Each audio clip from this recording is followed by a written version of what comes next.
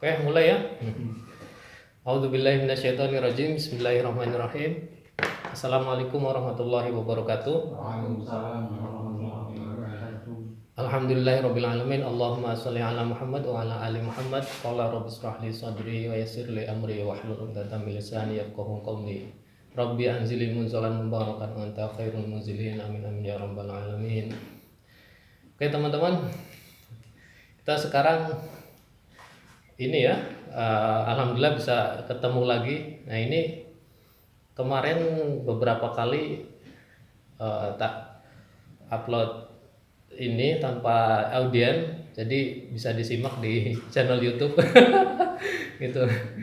Wah, ini soalnya tema yang saya bawa ini, tema yang saya dalami ini agak langka ya, susah. Maksudnya kalau misalnya ente misalnya kuliah di mana gitu, mau skripsi topiknya ini ya, susah cari pembimbing karena emang agak langka topik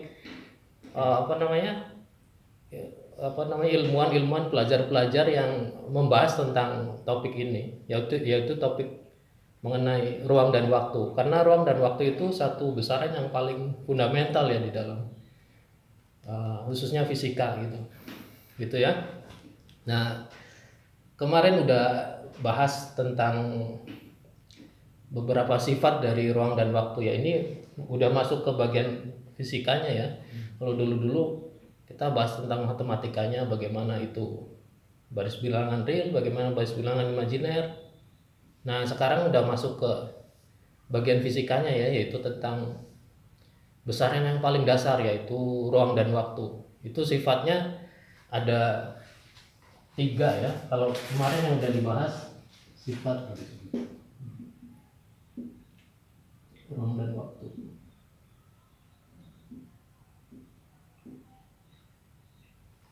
Itu ada yang pertama kemarin itu dibahas sifatnya itu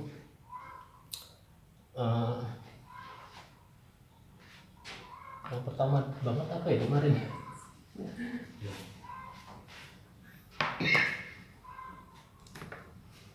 Oke.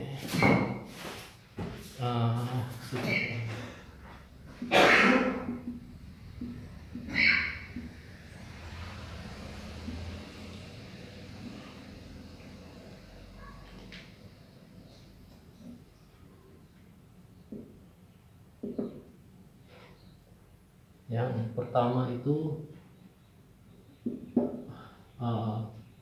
bahwa dia itu besaran asli dari materi.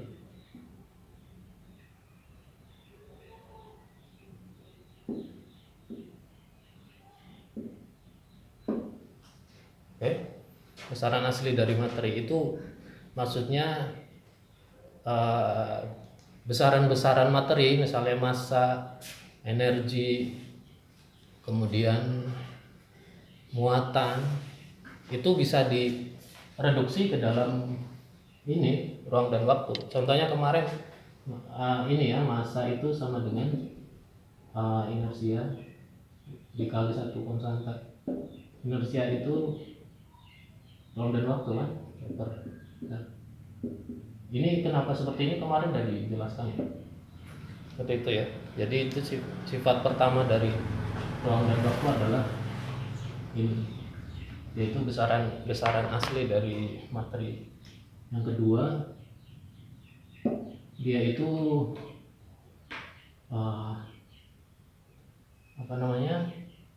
relativistik ya. Ruang dan waktu bersifat relativistik.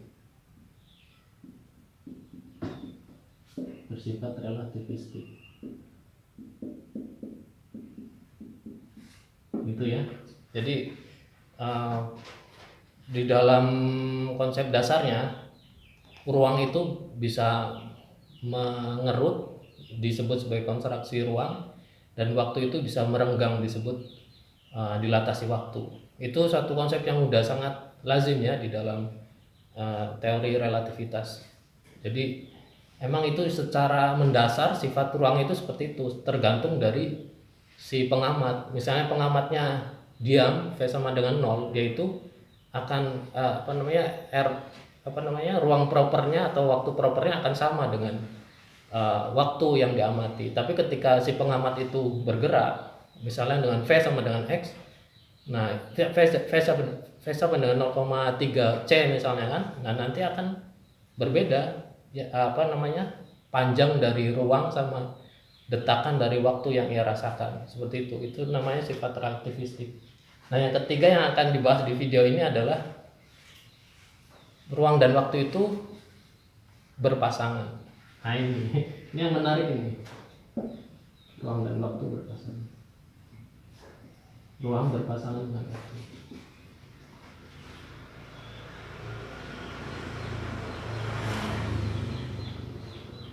Nah, ruang berpasangan dengan waktu. Ini sifat yang ketiga ya. Yang satu hal yang sangat fundamental di dalam kajian tentang ruang dan waktu ya. Ini yang betul-betul baru. Yang tiga sama yang satu ini betul-betul baru di dalam kajian, di dalam topik yang diangkat fisikaisme ini. Nah yang kedua ini yaitu udah biasa kan, udah ditemukan seabad yang lalu oleh Einstein. Nah sekarang kita bahas tentang sifat yang ketiga ya, ruang dan waktu itu berpasangan. Maksudnya apa? Maksudnya secara mendasar ya, secara fundamental, sifat ruang itu bertolak belakang dengan sifat waktu. Ruang simbolnya seperti ini aja ya. Nah, ini simbol berpasangan.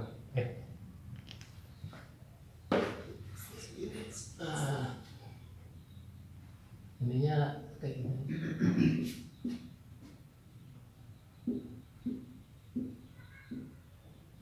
Nah, ini kalau dijadiin topik skripsi nggak bakal diterima sama pembimbing karena susah nyari pembimbingnya. Apalagi topik skripsi, topik disertasi pun mungkin susah. Ini publikasi lewat channel YouTube ini karena seperti itu ya, banyak sekali dulu upaya untuk publikasi ini tapi banyak ditolak sama publisher ya, banyak ditolak sama beberapa platform. Jadi ya tak publikasi lewat YouTube ini aja lah. Kalau YouTube kan platform kita sendiri kan, jadi bebas kita mau ngomong apa gitu. Gitu ya. Jadi secara mendasar sifat ruang itu berpasangan dengan sifat waktu.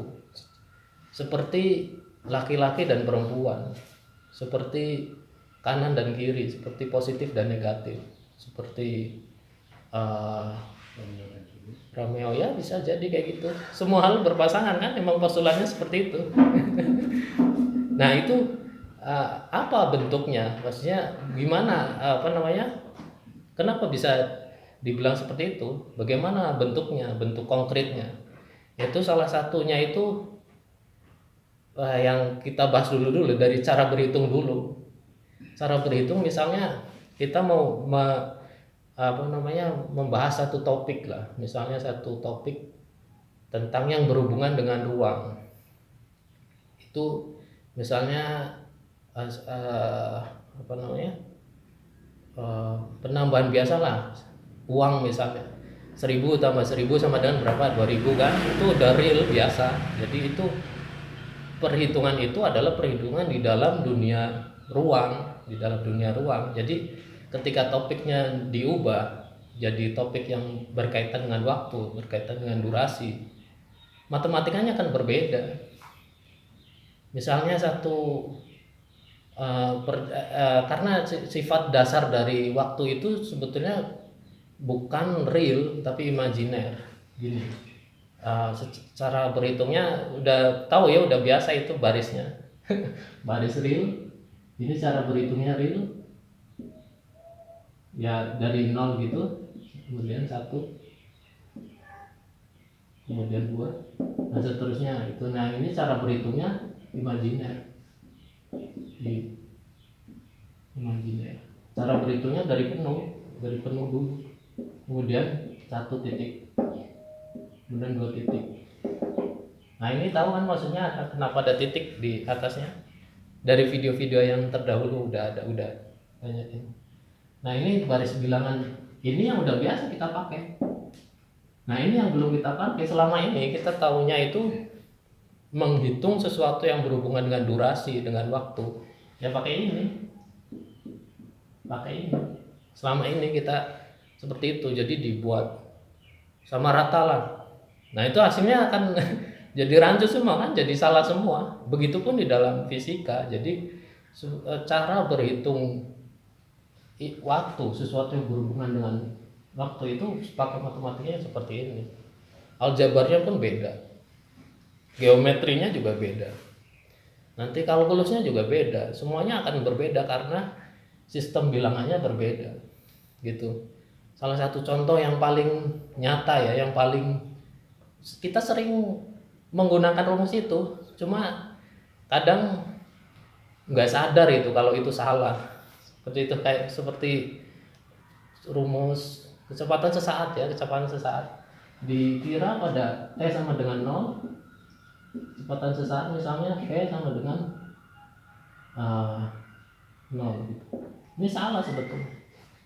Ketika T sama dengan 0, V itu enggak 0. Karena formulasi dari kecepatan itu waktu sebagai penyebut, bukan pembilang. Formulasi dari kecepatan itu panjang dibagi waktu kan. Ketika waktunya 0, kecepatan akan tak terhingga. Kecepatan akan tak terdefinisi sekarang bilang. Karena ini udah kita definisikan, jadinya kecepatan akan penuh, bukan sebagai 0 gitu. Bukan sebagai sesuatu yang diam, bukan. Jadi ini sebetulnya formulasi yang udah biasa tapi sebetulnya salah. Ya kan udah biasa kan, di mekanika udah biasa kan, pada T sama dengan 0 kecepatan 0 kayak gitu kan. Itu sebetulnya satu sesuatu yang lumrah tapi sebetulnya salah, emang harus dibetulkan itu. Jadi secara default, secara mendasar, ketika kita diam, waktu itu sebetulnya tak terhingga, penuh. Sebetulnya penuh, waktu yang kita jalani itu bukan 0 tapi penuh. Ketika kita diam, otomatis kan formulasinya jadi beda kan. Formulasinya ini jadi ini, kemudian kecepatan 0. Itu kan beda banget kan. Itu satu hal yang lumrah tapi sebetulnya itu salah kalau misalnya dikaji lagi secara mendalam. Jadi penggunaan sistem bilangan untuk waktu itu sangat bertolak belakang dengan penggunaan sistem bilangan untuk ruang. Istilahnya kalau di dalam matematika itu, kalau ruang itu real, kalau waktu itu imajiner. Ya, kemarin udah dibahas ini ya, Mas. Bilangan di video-video itu banyak sekali. Kemudian sekarang apa yang perlu dibetulkan lagi nih? Apa yang perlu diluruskan lagi? Misalnya kayak ulang tahun gitu. Selamat ulang tahun, selamat bertambah umur. Itu juga salah, itu satu kalimat yang salah. Umur itu nggak bertambah, umur itu berkurang karena sifat dasarnya dia itu punya titik di atasnya. Cara berhitungnya dia itu ada titik di atasnya. Titik itu adalah tanda negatif. Ini adalah tanda negatif yang secara default ada dalam diri angka untuk durasi gitu.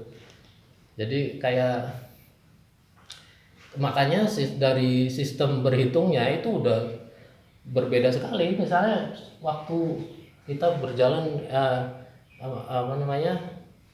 kemana gitu, durasinya diketahui sebagai waktu untuk berjalan ke masjid misalnya kan, durasinya misalnya 10 menit. Kemudian kita berjalan dari masjid terus balik lagi ke rumah 10 menit lagi ya. T1, kemudian T2 10 menit. Kalau di jumlah berapa ini? 20 menit kan? Nah ini sebetulnya di dalam 20 menit itu, di dalam 10 menit, di dalam 10 menit ini, 10 menit itu semuanya ada tanda negatifnya. Karena cara berhitungnya itu imajiner. Di dalam sini sebetulnya ada tanda negatif, ada tanda titik di atasnya, kayak gitu aja. Nah ini kayak gitu kan. Nah itu satu hal yang dilupakan oleh orang-orang lah. Nah ini bisa untuk menjelaskan tentang bilangan imajiner. Tahu kan bilangan imajiner kan? Akar negatif 1. Kenapa bisa ada akar negatif 1? Sementara ini kita hapus dulu ya. Kenapa ada akar negatif 1? Coba.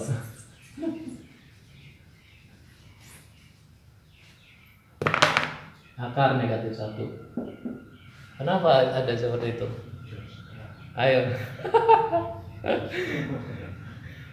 Sedangkan min 1 dikali min 1 sama dengan 1. Apa? Harusnya kan akar 1. Akar 1 ada. Nah ini ada di satu, banyak di formula matematika akar negatif 1. Ada yang kayak gitu. Ini adalah bilangan imajiner. Jadi memang ada di dalam matematika itu negatif 1 dikali negatif 1 sama dengan negatif 1. Itu bilangan imajiner.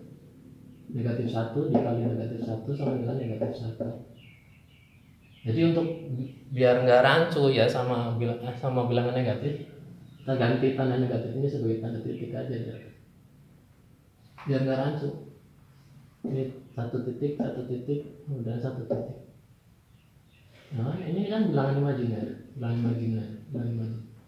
Di dalam ini ada tanda negatif semua. 2 titik dikali 2 titik sama dengan 4 titik.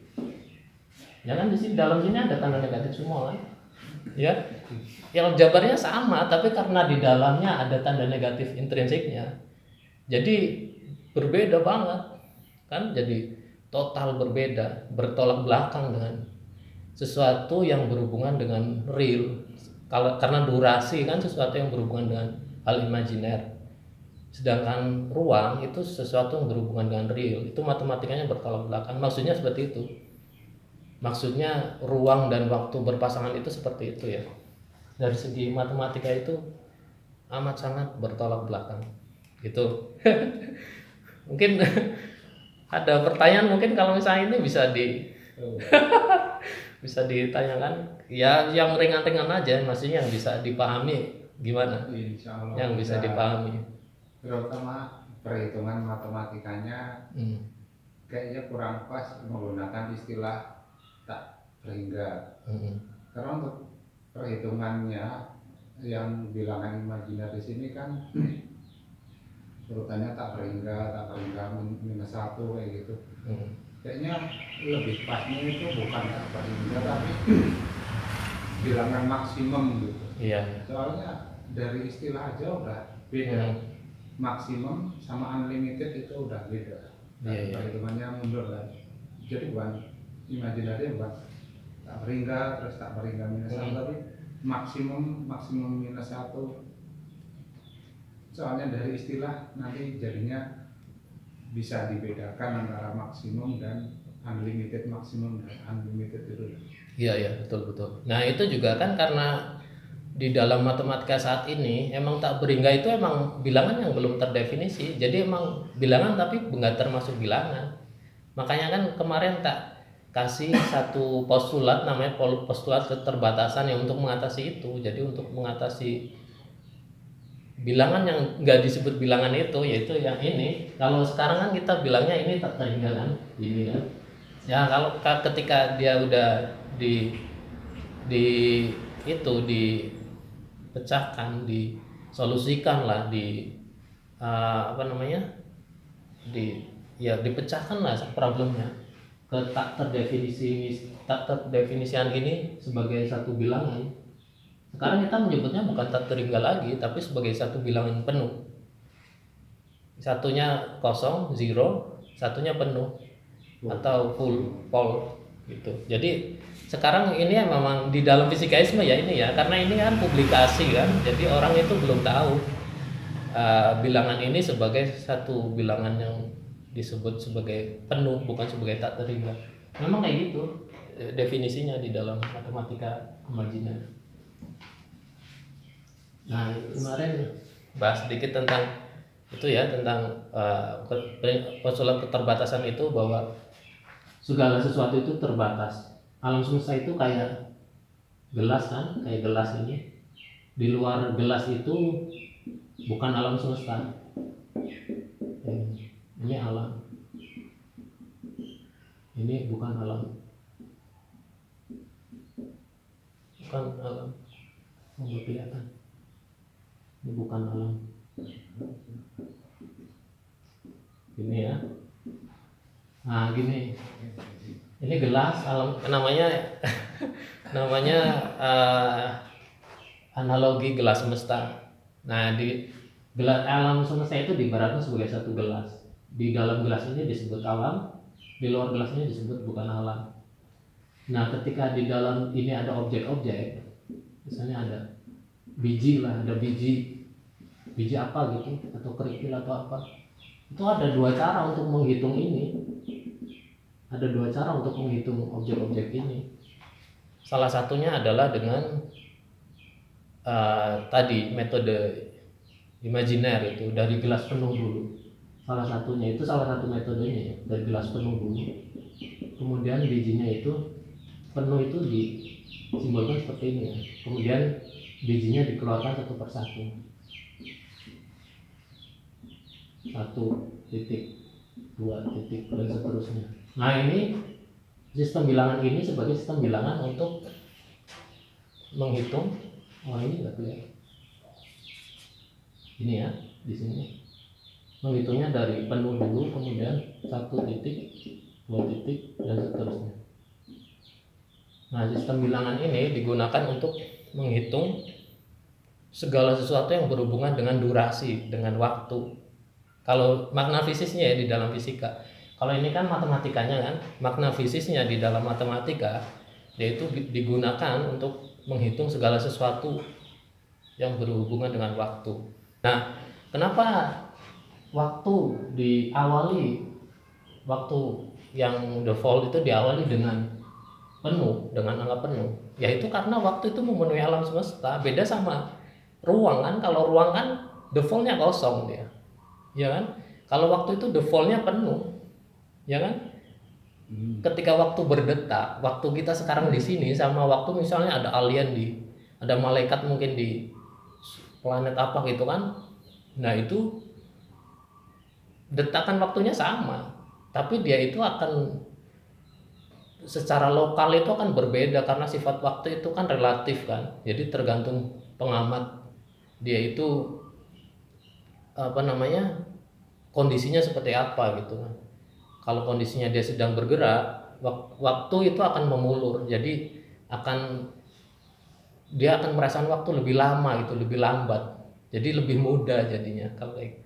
Kalau secara relativistik kayak gitu ya, tapi secara default waktu itu kan memenuhi alam semesta. Kita dengan semua yang ada di sudut-sudut alam semesta itu detakannya sama. Pas detak pertama kali sama, itu defaultnya.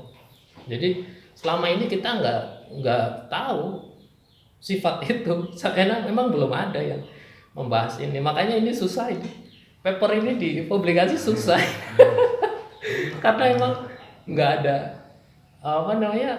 pembimbing yang mau membimbing itu. Wah, itu ntar macam-macam aja, itu ntar dikira salah lagi, ntar dikira menjerumuskan hoax lagi kayak gitu. Ya makanya ini tak publikasi lewat channel pribadi, karena di channel pribadi itu kan saya bisa ngomong apa aja kan, ya bisa tak pertanggungjawabkan juga omongan itu. Nah, salah satunya adalah tentang sifat ruang dan waktu yang harus diperbaiki agar ilmu pengetahuan kita itu semakin bagus gitu, semakin lengkap gitu ya, gitu ya. Ini tentang sifat ketiga dari ruang dan waktu ya. Karena ini yang sangat mendasar ya, mungkin nanti kita akan ulang-ulang lagi ini. Kalau misalnya ada beberapa pertanyaan nanti akan diulang-ulang lagi. Kalau misalnya nanti ada pertanyaan diposting di Facebook atau di YouTube aja, nggak masalah. Oke ya. Itu Ada pertanyaan lagi? Udah gitu dulu aja ya. Saya akhiri dulu. Ini nanti untuk dipublik di channel Fisikaisme. Demikian, semoga bermanfaat. Sebelumnya mari kita tutup dengan doa kafaratul majelis agar majelis ini berkah ya. Memang harus seperti itu. Bismillahirrahmanirrahim. Subhanakallahumma rabbana wa bihamdika asyhadu an la ilaha illa anta astaghfiruka wa atubu ilaik. Assalamualaikum warahmatullahi wabarakatuh. Waalaikumsalam warahmatullahi wabarakatuh. Lagi ngerekam, HP ini kegulung.